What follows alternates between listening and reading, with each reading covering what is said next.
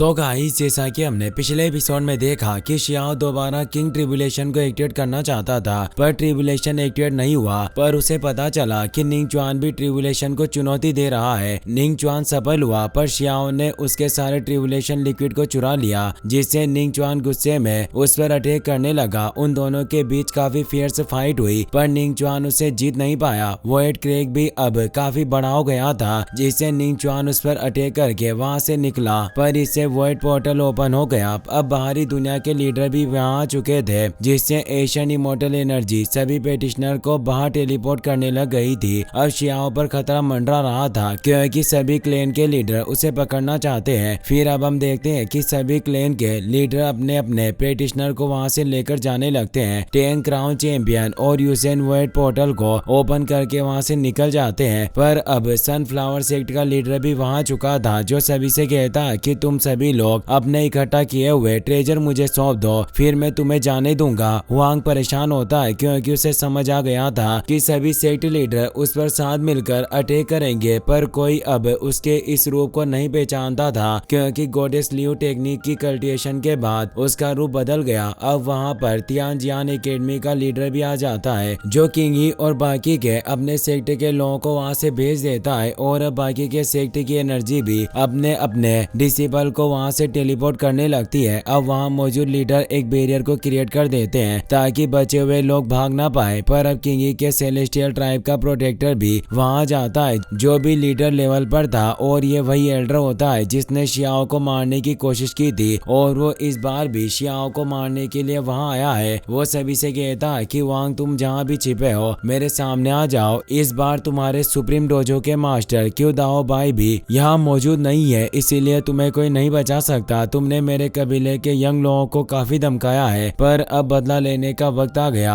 और वो सभी लोगों के ऊपर अटैक करने लगता है। शियाओ उन थंडर अटैक से बच रहा होता है, और वो सोचता है कि मुझे यहाँ से बचकर निकलना होगा, वरना काफी सारे लीडर मुझे घेर लेंगे और मेरा बचना मुश्किल हो जाएगा। पर वहाँ चारों तरफ उन लीडर ने बैरियर एक्टिवेट कर दिया होता है, जिससे कोई भी बचकर भाग नहीं पा रहे थे। शियाओ सोचता है कि यह बैरियर सिर्फ सराउंडिंग वॉइड को ही ब्लॉक कर सकता है, इसीलिए अगर मैं यहाँ से बचकर निकलना चाहता हूँ तो मुझे अपने ब्रेकिंग रिंग तेलिस्मान का इस्तेमाल करना होगा। और अब यिंग लॉन्ग ड्रैगन भी वहाँ आ चुका होता है, क्योंकि वो फेरी बर्ड्स हमेशा प्योर एनर्जी को उत्सर्जित करती रहती थी, और उस एनर्जी से ही वो ड्रैगन यहाँ आया होता है। शियाओ सोचता है कि जब भी यह यिंग लॉन्ग ड्रैगन दिखाई देता है उस जगह पर केओस मच जाता है, इसीलिए मुझे अपनी तेलिस्मान का इस्तेमाल करने का मौका ढूंढना होगा। वो यिंग लॉन्ग ड्रैगन जब बैरियर पर अटैक कर रहा होता है, तो इस मौके का फायदा उठाकर शियाओ अपने तेलिस्मान को एक्टिवेट करके वहां से निकलने लगता है। पर सेलेस्टियल ट्राइब का प्रोटेक्टर ये देख लेता है और कहता है कि यहाँ कौन है जो वॉइड को ब्रेक करके भागने की कोशिश कर रहा है, और उस पर मैजिक मिरर से अटैक करता है। पर शियाओ वहां से निकल चुका था, लेकिन उस मैजिक मिरर से प्रोटेक्टर को पता चल जाता है कि वो वांग था, जिससे उसे काफी गुस्सा आता है। वहीं युआन रेन डिस्ट्रिक्ट के एक इलाके का सीन दिखाया जाता है, जहाँ शियाओ उस तेलिस्मान की मदद से टेलीपोर्ट होकर आ चुका होता है, और अब वो वहां से निकलने लगता है। पर तभी उस पर तेज प्रेशर पड़ने लग जाता है, क्योंकि प्रोटेक्टर ने उसे ढूंढ लिया होता है, जिससे वो वहां आ चुका था। वो कहता है कि आज भगवान भी चाहते हैं कि तुम मेरे हाथों मारे जाओ। तुमने भागने की कोशिश की, पर मैंने मैजिक मिरर का इस्तेमाल किया और तुम्हें ढूंढ लिया। आज चाहे कुछ भी हो जाए, पर मैं तुम्हें भागने नहीं दूंगा।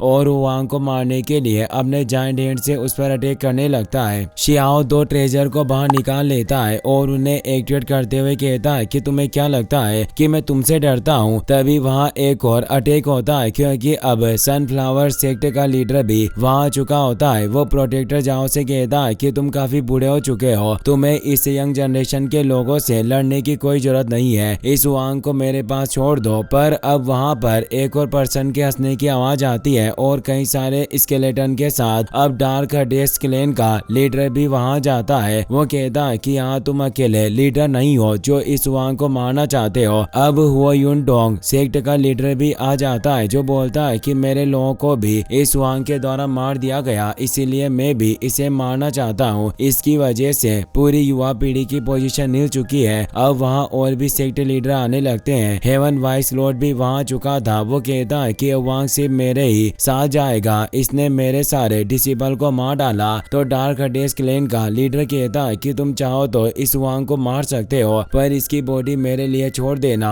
क्योंकि इस एशियन इमोर्टल के दौरान मेरे लोगों को भी इस वांग की वजह से भारी नुकसान हुआ है, इसीलिए मैं इस वांग को एक सप्लीमेंट की तरह इस्तेमाल करूंगा। हेवन वाइज गॉड कहता है कि जब तुम एशियन इमोर्टल में मेरे डिसेबल को मार रहे थे तब मैं उन्हें बचाने में असमर्थ था, पर क्या तुमने कभी नहीं सोचा कि जब तुम बाहर आओगे तुम्हें मेरे क्रॉस से होकर गुजरना होगा। शियाओ से कहता है कि तुम्हारे हेवन कबीले के लोग काफी ज्यादा कमीने हैं। सालों पहले जब सुप्रीम पैलेस को नष्ट किया गया था तब तुमने ही मेरे मास्टर के खिलाफ काफी बड़ी साजिश रची थी, साथ ही तुमने शी साम्राज्य के हुनतियान को भी धोखा दिया और हजारों लोगों की जानें चली गई। फिर भी इन सातों लीडर ने तुम्हारा साथ दिया और तुम्हारे सेक्ट को आगे बढ़ाया, जिससे मुझे तुमसे इतनी नफरत हो गई है कि तुम्हारे सभी डिसिबल को मारना तो एक छोटी सी बात है, मैं तुम्हारे पूरे सेक्ट को मिटा देना चाहता हूँ। और वो अपने ओरा को वहाँ फैलाता है। वहाँ मौजूद गोल्डन सेक्ट का लीडर हंसते हुए कहता है कि वांग तुम काफी छोटे हो फिर भी इतनी बड़ी बड़ी बातें कर रहे हो, क्या तुम भूल चुके हो कि तुम इतने सारे लीडर के बीच गिरे हुए हो। सनफ्लावर सेक्ट लीडर कहता है कि ये कीड़ा अपनी हद पार कर चुका है, इसीलिए अब इसे शांत करने का वक्त आ चुका है और वो शियाओ पर अटैक करता है। शियाओ एक डिवाइन ट्रेजर को निकालकर उस अटैक को रोक लेता है, पर फिर भी उसे थोड़ी प्रॉब्लम होती है क्योंकि सनफ्लावर सेक्ट लीडर वोएड दाओ यानी सेक्ट मास्टर लेवल पर था।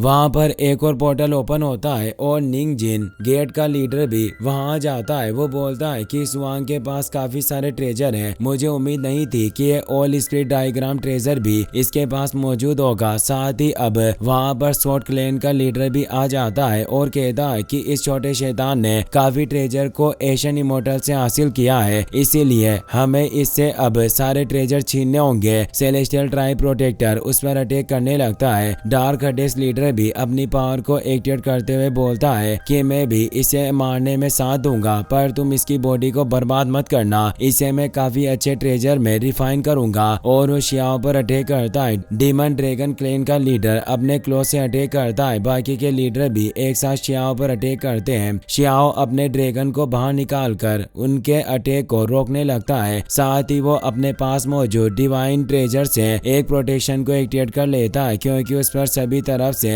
अटैक हो रहे थे। शियाओ एक साथ इतने सारे लीडर के अटैक को दूर धकेल देता है, पर उन लीडर की पावर ज्यादा होने से शियाओ को काफी जख्म आए थे और वो कमजोर हो रहा होता है, इसीलिए वहां से भागकर निकलने लगता है। पर अंडरग्राउंड हडेस क्लैन लीडर उसे देख लेता है और हंसते हुए कहता है कि वांग तुम इतने सारे लीडर के सामने भी भागने की हिम्मत कर रहे हो, पर तुम बच नहीं सकते। और वो स्केलेटन क्लो से उस पर अटैक करता है, पर शियाओ बच जाता है। पर अब वहां पर आगे से लुओफू सेक्ट का लीडर आ जाता है। वो कहता है कि मैं बिल्कुल ठीक समय पर आया हूँ और वो शियाओ पर अटैक करता है, पर शियाओ से बच जाता है और अपने पास मौजूद मिस्टीरियस स्पेल तेलिस्मान को बाहर निकालते हुए कहता है कि इसमें फुयुन सेक्ट की मैजिकल पावर है, पर मैं खुद इसके इस्तेमाल को नहीं जानता, इसीलिए तुम मेरे एक अच्छे टेस्ट सब्जेक्ट बनोगे। उस तेलिस्मान के अटैक कई सारे मल्टीपल शॉट में बदल गए थे, जिससे वो लुओफू सेक्ट का लीडर मारा जाता है। शियाओ भी हैरान था कि इस तेलिस्मान में एक शॉट मैनुअल होगा। एक लीडर अपने साथियों से कहता है कि हमें लापरवाही से काम नहीं लेना चाहिए, इस वांग के पास कई सारे ट्रेजर मौजूद है। अब वो सभी लीडर उसे चारों तरफ से घेर लेते हैं, जिससे शियाओ अब वहां से भाग नहीं सकता था। उस जगह पर टोटल 9 ट्राइब के लीडर मौजूद थे। सेलेस्टियल ट्राइब प्रोटेक्टर अपने अटैक को एक्टिवेट करते हुए बोलता है कि वांग आज तुम्हारे छिपने की कोई जगह नहीं बची, तुम्हें मरना ही होगा। और वो अपने सींग से शियाओ पर अटैक करने लगता है। शियाओ अपनी स्वॉर्ड को बाहर निकाल लेता है और उन अटैक को रोकने की कोशिश करता है, पर रोक नहीं पाता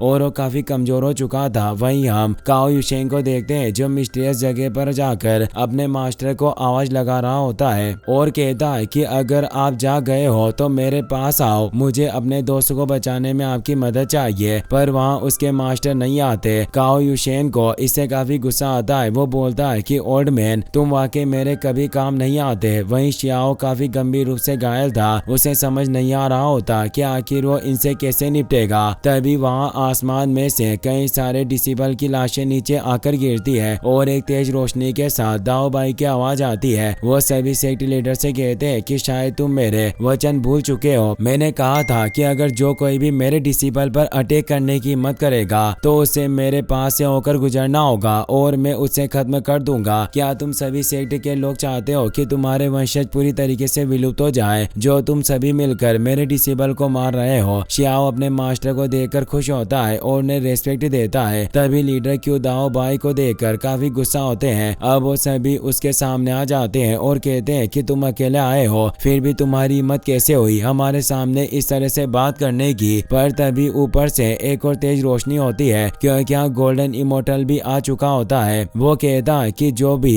हुआंग को मारने की कोशिश करेगा वो मेरा भी दुश्मन होगा और मेरे हाथों से मारा जाएगा। सभी उसे देखकर हैरान हो जाते हैं। इसी के साथ ये एपिसोड यहीं पर खत्म होता है। वीडियो पसंद आई हो तो लाइक कर देना।